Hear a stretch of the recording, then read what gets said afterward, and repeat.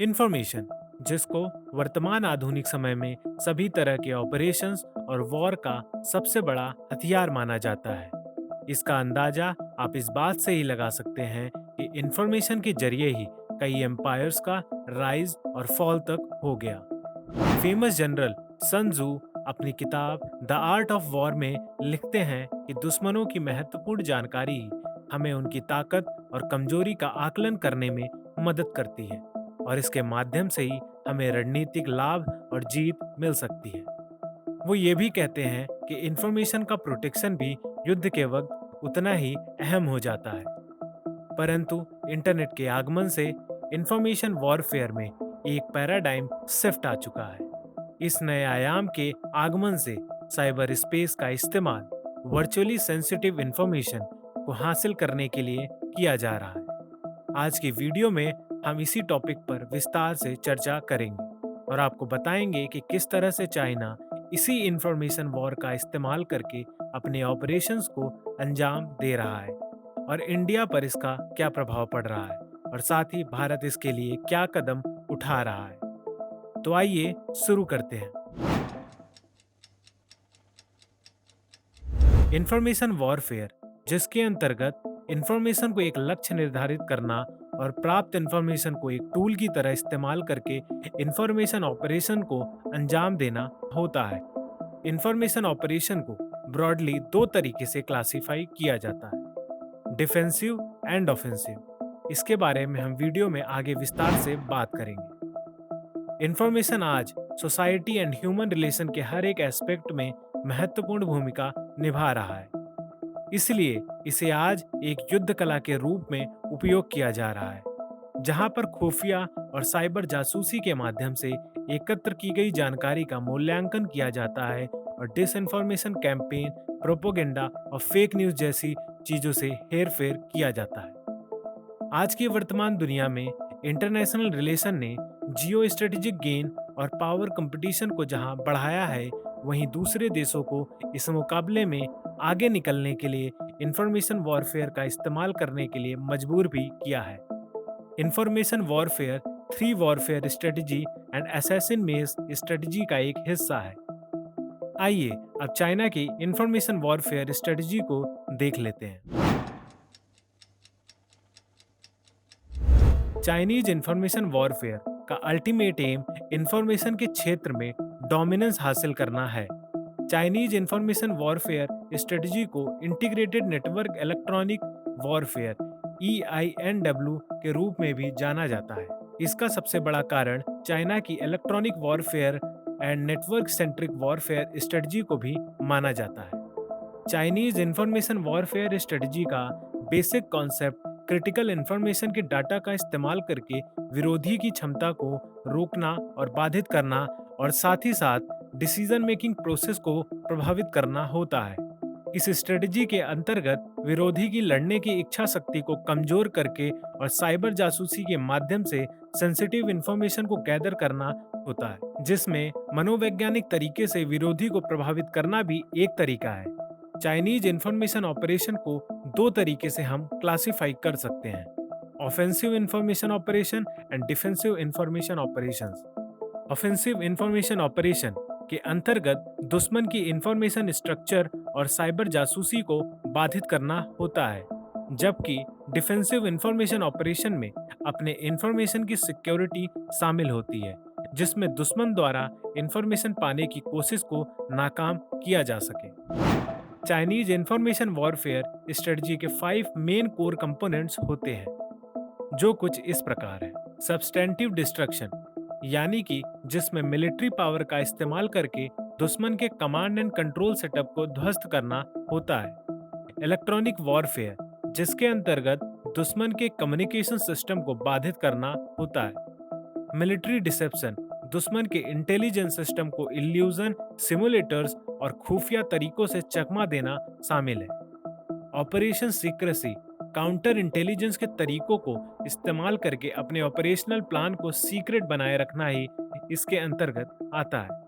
Psychological warfare, यानी कि इसके अंतर्गत प्रोपोगेंडा, डिसइंफॉर्मेशन, मीडिया और सोशल प्लेटफॉर्म का इस्तेमाल करते हुए दुश्मन को मनोवैज्ञानिक रूप से प्रभावित करना होता है।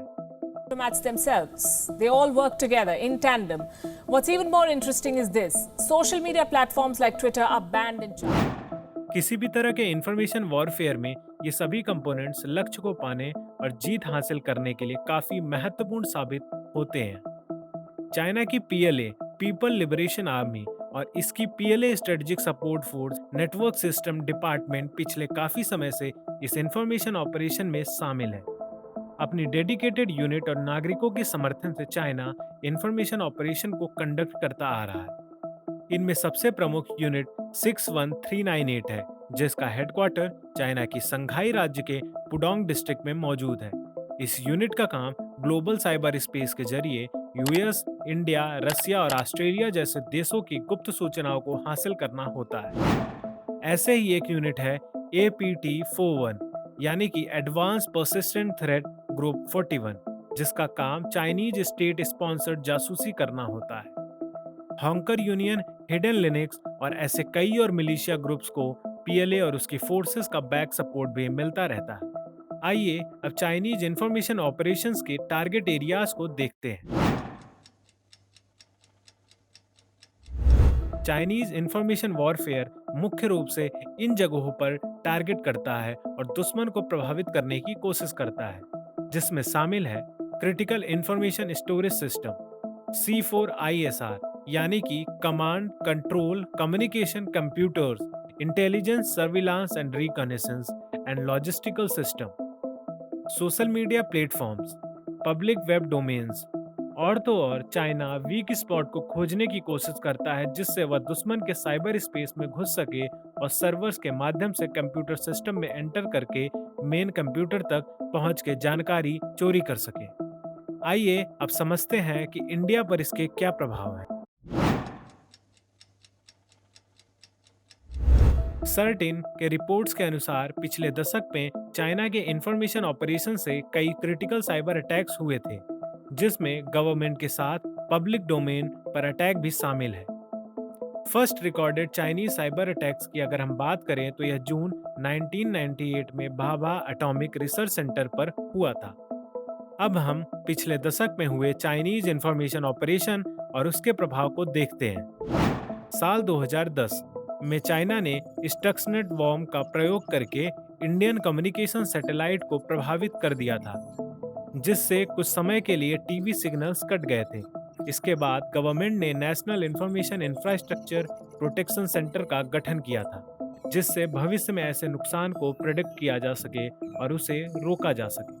साल 2012 में चाइनीज मालवेयर ने इंडियन ईस्टर्न नेवल कमांड के कंप्यूटर को नुकसान पहुंचाया था, जिसके बाद इंडियन नेवी ने ऑफिसर्स को कंप्यूटर यूजेस करने के लिए विस्तृत गाइडलाइन जारी किया था। साल 2013 में डीआरडीओ के कंप्यूटर्स बुरी तरह प्रभावित हुए थे और बड़ी संख्या में सेंसिटिव इंफॉर्मेशन वाली इलेक्ट्रॉनिक फाइल्स चोरी हो गई थी और उन फाइल्स को चाइना के गुआंगडोंग राज्य के सर्वर पर डाइवर्ट कर दिया गया था। इसके अलावा कुछ छोटे अटैक्स भी बीच बीच में इसरो, बीएसएनएल और कई पीएसयूज पर रिपोर्ट होते रहे हैं। ताज़ा रिपोर्ट्स के अनुसार इंडिया में किसी भी बड़े इवेंट के बाद साइबर अटैक्स की संख्या अचानक बढ़ जाती है। जैसे बैंक नोट के मोनेटाइजेशन के बाद 80,000 साइबर अटैक्स रिपोर्ट किए गए थे। वहीं गलवान क्लैश के बाद 40,300 अटैक्स रिपोर्ट किए गए थे। ये सभी अटैक्स सेंसिटिव इंफॉर्मेशन को चुराने के लिए किए गए थे।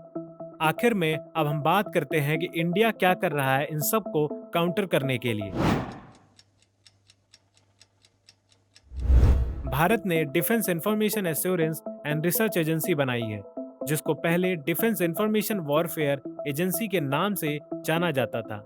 ये एजेंसी की जिम्मेदारी है कि इंफॉर्मेशन वॉरफेयर से रिलेटेड सभी मैटर्स को डील करना।